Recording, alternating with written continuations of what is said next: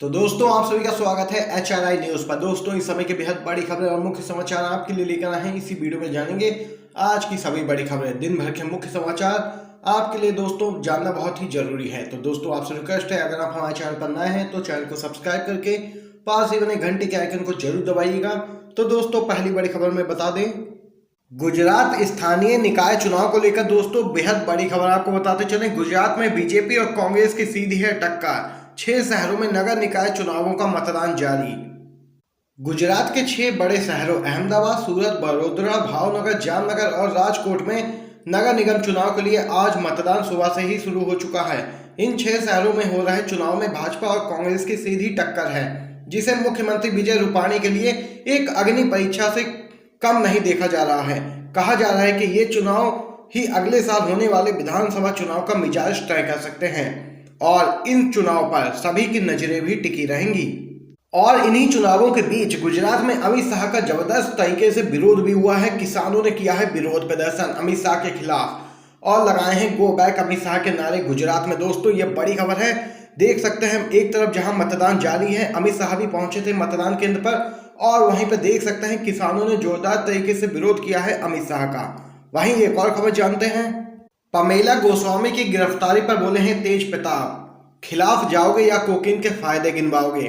बीते शनिवार को पश्चिम बंगाल भाजपा की महिला नेता पमेला गोस्वामी को मादक पदार्थ कोकीन रखने के मामले में गिरफ्तार किया गया था। पमेला की गिरफ्तारी पर आरजेडी नेता और विधायक तेज प्रताप यादव ने तंज कसते हुए कहा कि उसके खिलाफ जाओगे या कोकीन के फायदे गिनवाओगे। आपको दोस्तों बता दें कि बीजेपी नेता पमेला गोस्वामी ने भाजपा के पश्चिम बंगाल प्रभारी कैलाश विजयवर्गीय के करीबी पर साजिश के तहत उसे फंसाने का आरोप लगाया। करीब 10 लाख की कीमत की कोकीन रखने के मामले में गिरफ्तार भाजपा नेता पमेला गोस्वामी पर बिहार के आरजेडी नेता और विधायक तेज प्रताप यादव ने ट्विटर पर तंज कसा है। तेज प्रताप यादव ने ट्विटर पर लिखा है कि जितना जोश गोदी मीडिया और भक्तों ने दिशा रवि को गिरफ्तार कराने के लिए लगाया था, उतना पमेला गोस्वामी के लिए भी लगाओ या फिर कोकीन के फायदे गिनवाओ। देख सकते हैं बड़ी खबर है दोस्तों। एक और खबर की तरफ चलते हैं, पेट्रोल पर लिए जा रहे भारी टैक्स को रामदेव ने देश हित में बताया। कहा साइकिल से या फिर पैदल चलें। जब भी देश में पेट्रोल या डीजल की बढ़ती कीमतों पर चर्चा होती है तो सोशल मीडिया पर बीजेपी के अंधभक्त योग गुरु बाबा रामदेव की चर्चा भी जरूर होती है। यह चर्चा उन पुराने बयानों को लेकर उनके होती है जिनमें उन्होंने कहा था कि अगर सरकार पेट्रोल डीजल पर टैक्स न वसूले तो इसकी कीमत 35 रुपए तक हो सकती है। पेट्रोल डीजल की कीमतों को लेकर रामदेव ने यह बयान कांग्रेस के शासनकाल में दिया था। तब देश में पेट्रोल की कीमत 70 रुपए प्रति लीटर पहुंच गई थी। पेट्रोल के दामों में इसी बढ़ोतरी का विरोध रामदेव ने किया था अपने बयान में। अब देश में पेट्रोल की कीमतें अपने उच्चतम स्तर पर हैं, लेकिन रामदेव इसका विरोध करते नजर नहीं आ रहे हैं। सोशल मीडिया पर लोग पूछ रहे हैं कि बाबा आप बढ़ते दामों पर बोल क्यों नहीं रहे। लोगों का कहना है कि बाबा को इस पर अपनी बात रखनी चाहिए। एक टीवी इंटरव्यू में रामदेव ने कहा कि तेल डीजल के दाम बढ़ने से लोगों की जेब में थोड़ा सा पैसा जरूर निकलेगा, लेकिन ये देश भी तो अपना है। हमारे भीतर गर्व होना चाहिए कि हम अपने देश के लिए कुछ दे रहे हैं। आपको दोस्तों बताते चलें, रामदेव ने लोगों से पैदल और साइकिल से चलने की सलाह तक दे डाली। उन्होंने सरकार से पेट्रोल के दाम घटाने की अपील करने के बजाय जनता से कहा कि वो इसका विकल्प तलाश लें। उन्होंने कहा कि लोगों को साइकिल का ट्रेंड शुरू करना चाहिए। अगर आसपास ऑफिस है तो साइकिल से या फिर पैदल जाएं। रामदेव ने अपने पुराने बयान में पेट्रोल पर लगाए जा रहे जिस टैक्स को कोसा था उसे अपने ताजा बयान में सही ठहरा दिया। उन्होंने कहा कि देश चलाने के लिए टैक्स जरूरी होता है। दोस्तों बता दें कि पेट्रोल डीजल की कीमतों में इजाफे का सिलसिला आज लगातार 12वें दिन भी जारी रहा। यही वजह है कि मध्य प्रदेश और राजस्थान के कई शहरों में पेट्रोल 100 रुपए प्रति लीटर के पार पहुंच गया है। बड़ी खबर दोस्तों निकल के आई है। एक और खबर जानते हैं, पेट्रोल डीजल की बढ़ती कीमतों के खिलाफ युवा कांग्रेस का विरोध प्रदर्शन, लकड़ी के चूल्हे पर बनाई चाय। दोस्तों नई दिल्ली से खबर आ रही है, कांग्रेस ने पेट्रोल डीजल की कीमतों में लगातार हो रही बढ़ोतरी को लेकर देश के कई स्थानों पर जुलूस निकाला और विरोध प्रदर्शन किया। पार्टी ने सरकार से पेट्रोलियम उत्पादों और रसोई गैस की कीमतों में कमी कर लोगों को राहत देने की मांग भी की है। और कांग्रेस के पूर्व अध्यक्ष राहुल गांधी ने पेट्रोलियम उत्पादों के दाम में वृद्धि का हवाला देते हुए ट्वीट किया, महंगाई का विकास। कांग्रेस कार्यकर्ताओं ने लकड़ी के चूल्हे पर चाय बनाकर विरोध जताया। तो देख सकते हैं दिल्ली में कांग्रेस की युवा इकाई ने पेट्रोल और डीजल की बढ़ती कीमतों को लेकर जबरदस्त तरीके से सरकार के खिलाफ प्रदर्शन किया है और पेट्रोलियम मंत्री धर्मेंद्र प्रधान का इस्तीफा मांगा। वहीं एक और खबर जानते हैं दोस्तों, मोदी सरकार पर फिर सवाल। ह्यूमन राइट्स वॉच ने कहा भारत में सुरक्षित नहीं, अल्पसंख्यक किसानों के अधिकारों पर भी हमला है। दोस्तों बताते चले, ह्यूमन राइट्स वॉच का कहना है कि भारत में अल्पसंख्यक सुरक्षित नहीं है।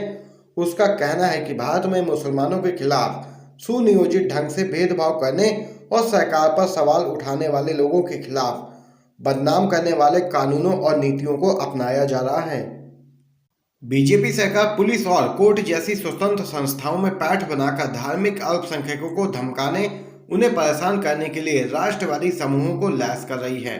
ह्यूमन राइट्स वॉच ने कहा कि दिल्ली में हिंसा हुए पूरे 1 साल हो गए। इस मामले में बीजेपी नेताओं के भड़काऊ बयान और हमलों में पुलिस अधिकारियों की भूमिका की विश्वसनीय जांच के बजाय विरोध प्रदर्शन करने वालों पर निशाना साधा गया। बता दें, इस हिंसा में करीब 53 लोगों की मौत हुई थी, जिसमें से करीब 40 लोग मुसलमान थे। वहीं ह्यूमन राइट्स वॉच की दक्षिण एशिया निदेशक मीनाक्षी गांगुली का कहना है कि बीजेपी न सिर्फ मुसलमानों और अन्य अल्पसंख्यकों को हमलों से सुरक्षा देने में नाकामयाब हुई है, बल्कि वह कट्टरपंथियों को राजनीतिक संरक्षण प्रदान कर रही है और उनका बचाव कर रही है। ह्यूमन राइट्स वॉच ने कहा कि 2014 में मोदी सरकार आने के बाद कई विधायी और अन्य कार्य किए हैं, जिन्हें धार्मिक अल्पसंख्यकों के खिलाफ भेदभाव को कानूनी जामा पहना दिया है और उग्र हिंदू राष्ट्रवाद की जड़ें मजबूत की हैं। यहाँ पर ये बड़ी खबर दोस्तों निकल के आई है। आपकी क्या कुछ राय है इस खबर पे, आप कमेंट बॉक्स में कमेंट करके बताइएगा जरूर। दोस्तों एक और खबर जानते हैं, अमेरिकी किसान समूहों से मिला है आंदोलनकारी भारतीय किसानों को समर्थन, सरकार पर साधा निशाना। संयुक्त राज्य अमेरिका में 87 किसान संगठनों, कृषि और खाद्य न्याय समूहों ने भारतीय किसानों के विरोध प्रदर्शन के समर्थन में भारतीय किसान संघ को अपना समर्थन दिया है, जो कि 40 से अधिक भारतीय किसान संघों का यूनाइटेड फ्रंट है। भारत के किसान अन्यायपूर्ण कृषि कानूनों के खिलाफ इतिहास में दुनिया के सबसे जीवंत विरोधों में से एक के लिए लामबंद हुए हैं। उन्होंने उन 3 कृषि कानूनों को निरस्त करने के लिए प्रदर्शन किया है, जिसे बिना किसानों की जानकारी या उनसे संपर्क किए बिना ही मोदी सरकार ने पारित करा दिया था। अब ये देख सकते हैं दोस्तों, भारतीय किसान आंदोलन अंतर्राष्ट्रीय मुद्दा बन चुका है और अमेरिकी किसान समूहों से मिल चुका है भारतीय किसानों को समर्थन। एक और खबर की तरफ चलते हैं, पेट्रोल डीजल मूल्य वृद्धि, देश भर में कांग्रेस ने किया प्रदर्शन, मोदी सरकार के खिलाफ हल्ला बोल। दोस्तों तेल की बढ़ती कीमतों को लेकर विपक्ष विरोध में सड़क पर आ गया है। कांग्रेस ने देश के कई शहरों में पेट्रोल और डीजल की बढ़ती कीमतों के खिलाफ केंद्र और राज्य सरकार के खिलाफ प्रदर्शन किया।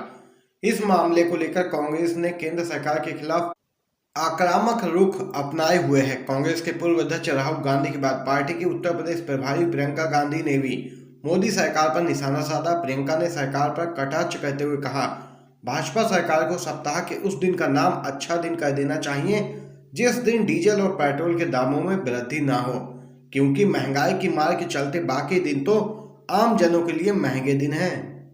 और इसी के साथ राहुल गांधी ने भी साधा है निशाना। कांग्रेस के पूर्व अध्यक्ष राहुल गांधी ने सरकार पर निशाना साधते हुए आरोप लगाया कि इस सरकार के राज में सिर्फ महंगाई का विकास हुआ है। राहुल गांधी ने ट्वीट किया, महंगाई का विकास। सार्वजनिक क्षेत्र की तेल कंपनियों ने पेट्रोल डीजल की कीमतों में लगातार 12वें दिन भी बढ़ोतरी की है। बड़ी खबर दोस्तों है, अगली खबर जानते हैं, डीएनए में विभाजन वाले सीएम योगी के बयान पर अखिलेश ने पूछा, डीएनए का फुल फॉर्म बता दीजिए तो मान लूंगा आप मुख्यमंत्री हैं। समाजवादी पार्टी के अध्यक्ष और उत्तर प्रदेश के पूर्व मुख्यमंत्री अखिलेश यादव ने योगी आदित्यनाथ पर तंज कसते हुए हमला बोला है। अखिलेश ने तंज कसते हुए कहा, वहाँ यानी कि योगी आदित्यनाथ जिस तरीके की भाषा का इस्तेमाल करते हैं, वहाँ चाहे मंच हो या सदन में, एक मुख्यमंत्री इस तरह नहीं बोल सकता है। बता दें, यूपी के मुख्यमंत्री योगी आदित्यनाथ ने हाथरस की घटना के बाद विपक्ष पर हमला बोलते हुए कहा था कि कुछ लोगों के डीएनए में ही विभाजन है और इसी पूरे मुद्दे पर अखिलेश यादव ने जोरदार तरीके से घेरा है योगी आदित्यनाथ को। वहीं तंज भरे लहजे में अखिलेश यादव ने कहा है कि अगर योगी आदित्यनाथ डीएनए का फुल फॉर्म बता दे तो हम जान जाएंगे कि वो सीएम हैं। उन्हें कम से कम यह स्पष्ट करना चाहिए कि डीएनए क्या है। यहाँ पर यह बड़ी खबर दोस्तों देख सकते हैं, अखिलेश यादव की तरफ से निकल